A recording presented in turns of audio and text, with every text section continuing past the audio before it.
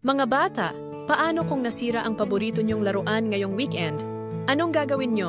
Share niyo sa comments. Like at subscribe para malaman natin ang kwento ni Gab. Si Gab, 8 years old, excited maglaro ng remote-controlled car niya. Pero biglang bumigay! Walang baterya sa bahay, umuulan pa kaya hindi siya makalabas. Nako, sobrang lungkot niya. Pero dumating sina Nika at Toto. Gab, laro tayo ng taguan, sabi nila. Nung una, ayaw ni Gab, pero napilit din siya. Ayun, super enjoy sila. Naghabulan, nagtawanan, at pagkatapos, tinawag sila ni nanay. Mga bata, kain na ng mangga. Si Gab nakalimutan agad yung laruan niya. Ang saya, kahit simple lang. Natutunan ni Gab na hindi kailangan ng bagong laruan para maging masaya.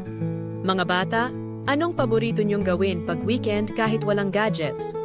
Comment below, huwag kalimutang mag-like, subscribe,